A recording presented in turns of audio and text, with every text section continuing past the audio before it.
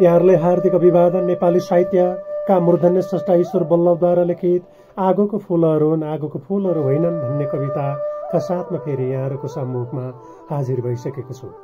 नेपाली साहित्य आकाशका जलजलयमान ताराको रूपमा चिनिएका ईश्वर बल्लभद्वारा लिखित मदन पुरस्कार प्राप्त कृति आगोको फूलहरू हुन् आगोको फूलहरू होइनन् कृतिमा समाविष्ट कविताहरू प्रस्तुत गर्ने जमर्को गरिरहेको छु। यस खण्डमा भने हामीले बाँकी कविताहरूको साथमा फेरि उपस्थित भइसकेको छु। कविताको शीर्षक छ मानिसको पहल। आकाश मात्रै नहेर धरती पनि हेर्नुपर्छ, धरतीले मानिसलाई साह्रै माया गर्छ। जति नै तारा आकाशमा छन् त्यति नै थोपा यहाँ पानी पर्छ, त्यति नै बिरुवा यहाँ सर्छ। क्षितिज जति जति टाढिँदै जान्छ पाइला त्यति त्यति नै यहाँ सर्छ। कहीँ बत्ती बल्दै बल्दै जान्छ, कहीँ बत्ती निप्दै जान्छ, तर पैर मानिसको सर्दै सर्दै जान्छ। वस्तुतः बाध्यतालाई कविता बनाएर कविता रचना गर्ने कवि ईश्वर बल्लभ तपाईँ हामीले भुल्न नहुने नाम हुन्। ओझेलमा परेका कविहरूलाई केही हदसम्म उहाँहरूलाई स्रष्टा र सृजनालाई माया गर्ने अभिप्रायले सुरु गरिएको यस साहित्यिक यात्रामा यहाँहरूलाई मैले ईश्वर बल्लभका विभिन्न कविताहरू सुनाइरहेको छु। अबको क्रममा भने बन्द कैरोमा नानीको पाइला शीर्षकमा रहेका कविताहरू प्रस्तुत गर्ने जमर्को गर्न चाहन्छु। बन्द कैरोमा नानीको पाइला। हेर हेर तिम्रो छोरा ए कमल, पैतलले टेकेर धरतीलाई हातले कुहिरो समात्छ। चट्टानमा लगेर फ्याँकिदेऊ यो दुबोको जरो, अलि दिन पर्ख हेर त्यही सप्रन्छ। हेर त बिरुवालाई जितिसकेको सिकन्दर जस्तै कहिले कहिले पो यो हाँस्छ। वरिपरिका बेन्ची खाट स्टुललाई यसले जितिसक्यो, पत्थरको लामो त्यो सुर्णीलाई पनि जित्छ। यसलाई जित्न देऊ, अब यसले मलाई पनि जित्छ, तिमीलाई पनि जित्छ। यसरी बन्द कैरोमा नानीको पाइला शीर्षकको कवितामा कविले व्यक्त गरेका भावनाहरू। फेरि यहाँलाई पस्नु अर्को कविताको शीर्षक रहेको छ बाँझो बादलको सुक्ख छाया। कवितामा कविले व्यक्त गरिएका आफ्ना सुन्दर भावनाहरूलाई अब पस्किने अनुमति चाहन्छु। शीर्षक छ बाँझो बादलको सुक्ख छाया। अनुबन्धित मेरा सीमाहरूलाई जीवनका आस्था र विश्वासभरि बाँधेर सडक र गोरेटो पनि गल्लीहरूमा उकालो उभिएका सडक थिच्दै उकाला भवनहरू र आयतनका गजुरहरूमा उभिएका टोडीखेलका शालिकहरू चलमलाउँछन्।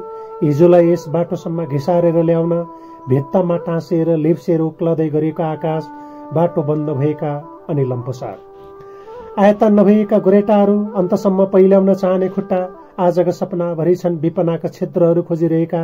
मनभरिको पसिना भुवामा हजार हजार कल्तर कैफ एक कोठाभरिको अँधेरोमा पनि सम्झेर शङ्कराचार्यको दिग्विजय काँधमा सम्हाल्दै मानिस जित्दै खाली ठाउँको संकीर्णमा पाइला सार्ने मेरो आफन्त र छिमेकमा परेको वैशालो आँखामा पहाड ओझलिन्छन्, छायामा उजिलिन्छन्।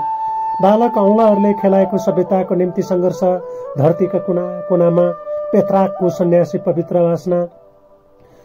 धरतीको कुना कुनामा बिस्मार्क र बिस्मार्क जर्मनी मौलिन्छ।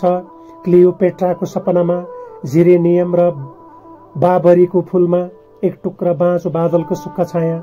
सधैँ थारो तर लैनो, कहिले कहिले अलिकति धरतीमाथि अल्झिन्छ। इतिहासलाई भित्तासम्म तानेर केही पनि गर्न सक्दैनन् एक भैँसाले, केही उमार्न सक्दैन एक बसन्तले, केही पनि गर्न सक्दैन एक पोखरी लहरले। नयाँ सडकको मानिसको शालिक सुरक्षामा आक्रमण गर्छ। कल्तर कैफमा बिस्मार्कमा पेट्राकमा केही पनि सक्दैन गर्न। मुनि रातो रेखा तानिएको चिनो लागेको मानिसको जिन्दगीलाई मानिसले भोग्नुपर्ने विभिन्न बाध्यता र व्यवस्थाहरूलाई कलममा कविताको आकार दिएर कलम चलाउने कवि ईश्वर बल्लभद्वारा लिखित अर्को कविता प्रस्तुत गर्न चाहन्छु। कविताको शीर्षक छ सानो नक्सा क्यानभास भरिको। एउटा घर समेत नभएको केपुवादेखि रोमसम्म दुवै किनारमा मानिस टागिन्थे, जिन्दगी सहित फैलिन्थे। आँखाले परसम्म हत्या गरेर मुठीभरि युगलाई अनि त्यही युगलाई उछिन्न दिएर हरेक क्षण मानिसले चुनेर हरेक क्षण म आकाशले जित्छु, मेरो विस्तारले कहिले खुम्चिन्छु, कहिले निधारभित्र हत्केला र विश्वासभित्र म आज अत्यन्त स्वतन्त्र हुन्छु, म अत्यन्त फुत्किन्छु। उभ्याउँदै औँलाभरि उसले अस्तित्व भाँचिदिएको छ। शालिगमा फेरि शालिगमा चलमलाउँदै कि जीवन जस्तो मलाई हेर उसले भन्छ। यहाँ छौ त यो हात जिउँदो छ उसले भन्छ, यहाँ हिर्काउँ त उसले भन्छ यो दुख्छ। हजारौं अत्याचारहरूले टाँसेर एककुची परसम्म क्यानभासभरि यो दुख्छ। मलाई हेर ऊ भन्छ म हिँड्छु, म कतिलाई जित्छु। पलखालमा पुर्या बचाउँदै म पनि एक्लो छु, म सबै बाहेक एक्लो छु। जस्तै यहाँ केही छैन खाली आँखा छ, जस्तै यहाँ केही छैन बाङ्गा सोझा र नमिल्दा रेखाहरू छन्, जस्तै यहाँ केही छैन खाली चिसो स्पर्श छ। उस्तै टाँस्यौन्जेल उभिएर त्यही पकौडाहरू हुन्छ, झोक्राउँछन् सुत्छ। उहु ओसारिन्छ आफै बाँझहरूमा सुख समयहरू, झुल्लिएका पानीका अनेक थुगाहरू उसले भन्छ। र बुढा स्थितिहरू बुढो आँगनले सुतिदिन्छ, नउभिने भई नउम्किने भई थुनिदिन्छ भित्ता र रेलिङले टोडी खेलमा इतिहासहरू। कसले थुनिदिएको छ उर्लेर आँखाभित्र तलसम्म मानिसहरू। आज कसले बाँच्छ प्रेमको नक्सामा मात्र मानिसलाई म साँच्चै नै चिथुरिरहेछु।